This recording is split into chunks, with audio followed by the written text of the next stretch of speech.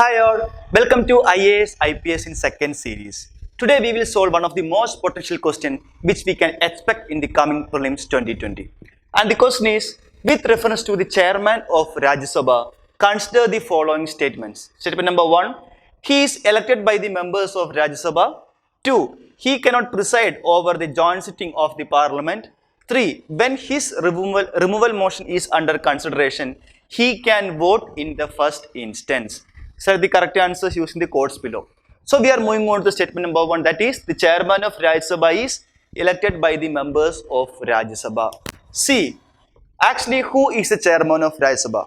We learned that many times.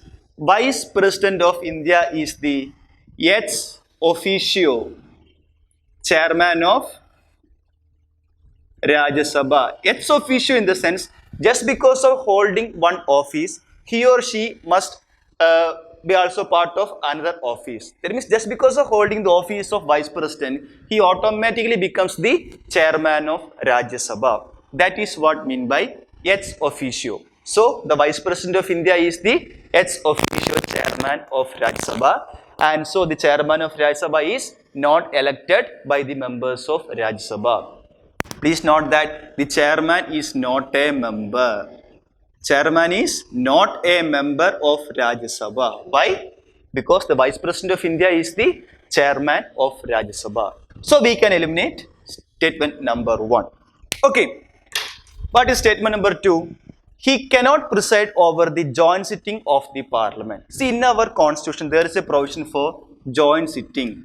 That is, whenever a deadlock happens between the Lok Sabha and Rajya Sabha for the passage of a bill, the president can call for a joint sitting. And in that joint sitting, it is the speaker of Lok Sabha who presides over the joint sitting.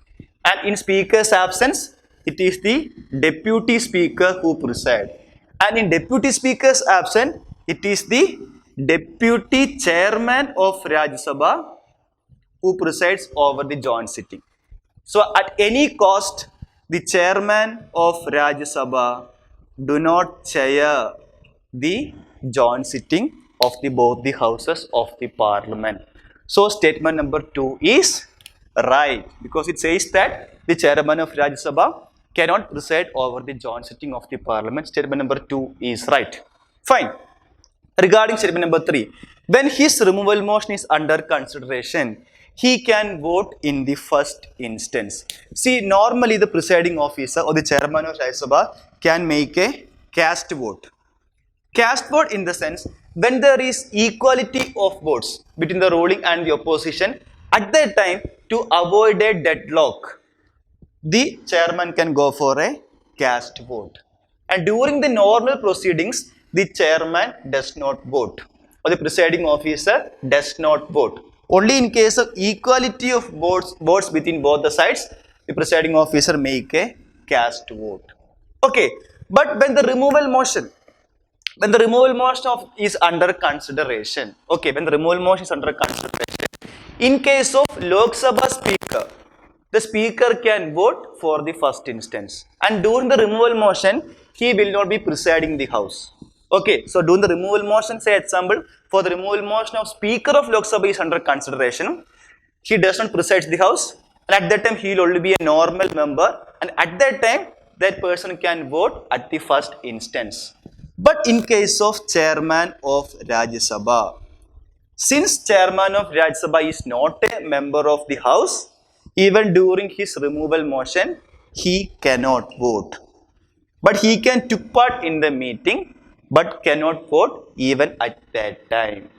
Okay, so statement 2 is wrong, because it says that when his removal motion is under consideration, he can vote in the first instance. No, that statement is wrong. During the removal motion of chairman of Rajya Sabha, he cannot vote in the first instance. So statement number 3 is wrong. So 1 is wrong, 3 is wrong, only 2 is right. So the answer become option B, 2 only. And please note that we can use elimination technique here. See, we know that statement number 1 is wrong. So when statement number 1 is wrong, A cannot be our answer, C cannot be our answer. So the answer will be either B or D. Now look into that options. When we look to options B and D, it is crystal clear that 2 is a correct statement. So if 2 is a correct statement, let's need not read this statement if you are that much sure. And we skip statement number 2 and move on to statement number 3. By doing so, we can save some time. But you must be sure that regarding statement number 1. If you are crystal clear that one is right or wrong, then you can skip the options, like you can skip the statements and move on to the next statements. By that we can save time. So if 3 is right, then D will be the answer. If 3 is wrong, then B is our answer. Likewise, you can practice. Okay, so answer to this question is option B, that is 2 only. That is, he cannot preside over the joint sitting of the parliament. Right.